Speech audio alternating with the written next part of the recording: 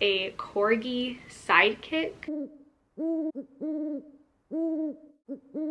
Welcome to Pragmastery Siblings. This is all of the books that I read in 2022 that I ended up giving 4 out of 5 stars. Let's get into it. We have a lot of books to talk about. The first book I gave 4 stars is Frogkisser by Garth Nix. This is really fun. It's obviously inspired by Tolkien and other classic high fantasies, but it's written for kids. It was so much fun. I highly recommend. I highly recommend. This is following a princess, and it's a Princess and the Frog retelling, so of course she has to kiss a frog, and it doesn't go the way you would think though. It's very high fantasy. Highly recommend. Super adventurous, super funny and quirky. It had me laughing. Very magical. I wish I had grown up reading this because it would have made me so happy. The next 4-star read I had was Idiots by Laura Clary. This is a nonfiction book about Laura Clary's experience with motherhood, marriage, and all of the above, which is kind of cringy to look back on now, saying that her and her husband are getting a divorce. But they're separated after writing a book about marriage this year. But it's a lot about parenting too. I found it to be okay. I like Laura Clary's humor sometimes, but I thought parts of the book got a little too strange for me. I don't agree with a lot of Laura Clary's opinions about the world and all of that, but I do think it was very interesting, and I thought it was very well written, and she narrated her own audiobook and it was really well done. So I gave it 4 out of 5 stars. Even if I don't agree with her, I still enjoyed the experience. I laughed a lot. I cringed a lot. The next book is Viva, Durant and the Secret of the Silver Buttons by various authors. This is an Audible original, I believe. I just had it from back when I had an Audible subscription, which I don't anymore, but I hadn't read this one, and it was super fun. It's a New Orleans little mystery, Nancy Drew style, but following a more POC character. It's very fun. I really loved the grandma and the granddaughter's relationship. The little mystery was fun and quirky, and getting there was a cute little journey. I liked Viva's personality. I highly recommend this audiobook if you have kids and you have to drive at any point. Reading a few chapters at a time in the car would be really nice. I cannot wait to read this with my own kid in the car one day because I thought it was that fun of a little journey. Next, I have 2 books from the same series. This is The Sand Warrior and The Red Maze from the 5 Worlds graphic novel series that I read this year. I gave all the other books 5 stars. I only gave these ones 4 stars because I felt like the plot dwindled a little bit at times, and I didn't feel as connected with the characters as I had wanted to for these 2 volumes. But it was still top tier storytelling and world building, so 4 out of 5 stars. I think that's a raving review. Next, I have All Systems Red by Martha Wells, the first novella in the Murderbot series. I reread this book and the second book, Artificial Condition, this year, and then continued on to the 4th novella for the book club I was a part of. I gave the other 3 out of the first 4 5 stars, but this one, I feel like the plot really cuts off and it's really predictable, and the point of this series is Murderbot. You know, you're enjoying Murderbot's view. It's hilarious. It's relatable. But I feel like we got less Murderbot than we should have, and the plot didn't carry the story as much as the other plots did. So there needed to be more Murderbot in this, or more plot, and I feel like it was just a little lacking compared to the rest of the series. I still think this is amazing though. Next is Set Fire to the Gods by Sarah Rosh and Kristen Simmons. I thought this book was excellently done, and I was really surprised because I was nervous going into it. I thought because this was YA, I was not going to like it because I've had a really hard time getting into YA recently. But this year was my year. I found a lot of YA that really made me happy and surprised me, and this is one of them. Set Fire to the Gods is gladiator-style elemental battles. Gladiator-style elemental battles. Do you hear me? And there are gods, and this is about 2 characters on opposing sides of a war, a gladiator war, and they're gonna kick each other's ass, and it was really fun.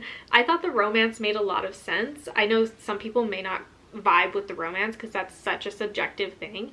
I personally was very surprised that I liked the romance in this. I really love that you can tell each of the 2 authors wrote a different perspective because the voices of the 2 main characters were so different. Very high quality fiction going on here.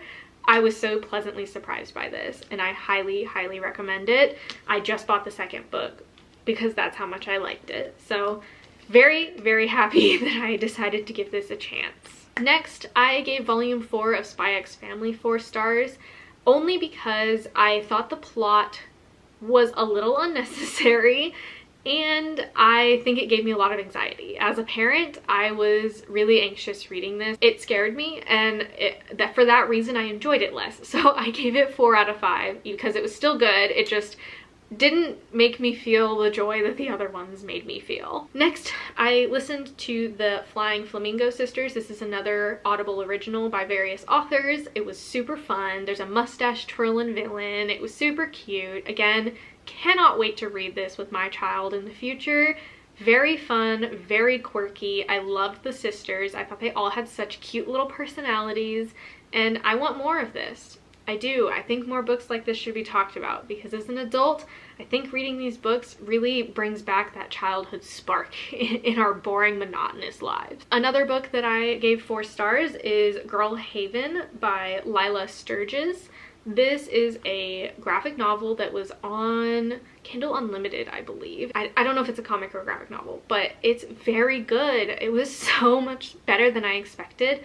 This is about a boy in, I think he's early high school, and his mother has gone missing, and he finds out that she was the author of this really massive fantasy series.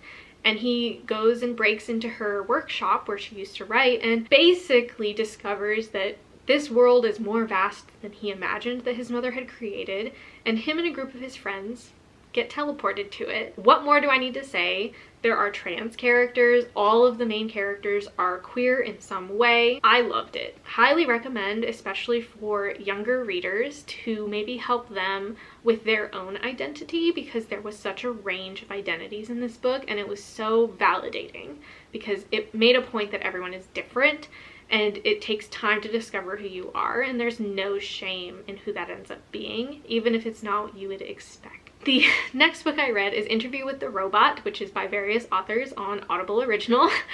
I have a theme going here. This was really good. It was fun. It was a mystery thriller with AI and discussions around children and life and what it means to live and lose loved ones and all of that. It's very adventurous, very interesting, and I really enjoyed the interview style narration. The OK Witch and the Hungry Shadow. I loved the first book, The OK Witch. Super fun, modern witch story with some interesting godlike kind of hands in there. It was very fascinating. I really enjoyed it. There's some time travel. There's lots of conversations about identity, colonization, being ostracized from society, racism, all of that. So highly recommend for that reason, and it's just overall so much fun. The next book I gave 4 stars is Dinosaurs Before Dark. This is a graphic novel adaptation of the original Magic Treehouse books. It was super fun. It was super cute. The art was really nice. It was exactly what you would expect. It was exactly the first book in graphic novel form.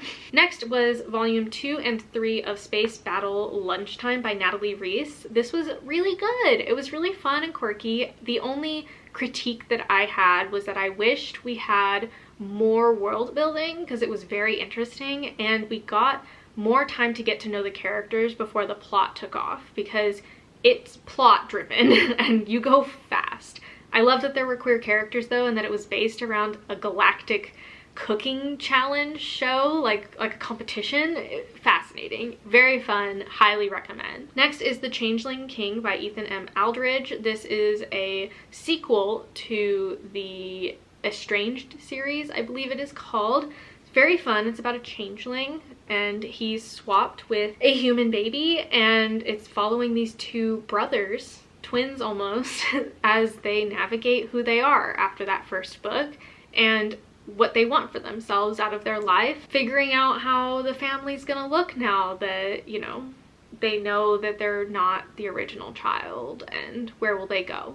Where do they belong? It's all about belonging, and it was a fun adventure. I just wished that the ending didn't end the way that it did. I don't think the ending was ideal, personally, although it wasn't horrible. Next, this book really surprised me. This is Violet Made of Thorns by Gina Chen. I did not know I was gonna like this as much as I did, but wow, I loved this book. It's similar to like a Beauty and the Beast retelling almost, but it's not. I don't really know how to explain this, but it's dark young adult fantasy. It's about a seer who works for the king, because in this world seers are like the king's advisors. They can see the future and prophecies and all of that. It's good. I love the main character in this. That's really, I think, what surprised me the most. I don't know that I would call this super refined literature. It's YA, and it reads like YA, but it's darker, and I really loved the main character. She was very relatable. She's not pretty like everyone else. She's very blunt and honest, and her personality is just very grating, and most people don't like her. And I really related to that because I have a hard time not being honest, and I have a hard time not being grating to other people because I'm just so me. So I really enjoyed that part of this book. And additionally, I liked that the main character was described as Asian. There's not a lot of young adult fantasy that features an Asian main character, so very much appreciated that. But yeah, really loved this, and I'm really angry that the second book has not come out yet. The next book I gave 4 stars is Garlic and the Vampire by Brie Paulson. This was a super cute beginning to a comic duology following a little garlic girl on her adventure to defeat a vampire. That's really all you need to know. It was cute. The second book really makes that first book worth it. The first book is still good, 4 out of 5 stars, but I think the second book was excellent. Next, I read The Drowned Woods by Emily Lloyd Jones. I loved The Bone Houses by Emily Lloyd Jones. There's a very fairy tale feeling narrator to this story, but it is a heist mission with a girl who has powers to control water. That's all I'm gonna say. There's a lot of betrayal, a lot of found family feelings in here. There's a small link to The Bone Houses, which I really loved.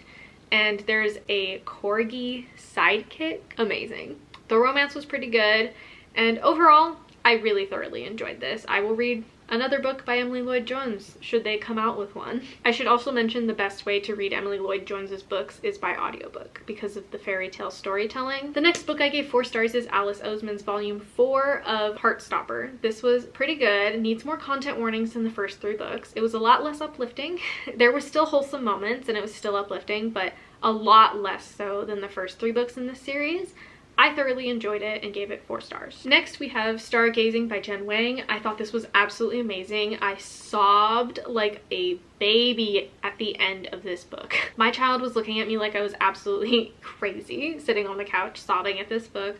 It's about 2 middle school girls who are coming of age and are becoming friends, and it's about their journey in friendship and identity. Highly recommend this one, but do look up the content warnings because the ending is a little bit sad and then very happy. Next is Crumbs by Danny Sterling. This was a webcomic turned into a graphic novel. It's very thick. It was very good. I liked the world building.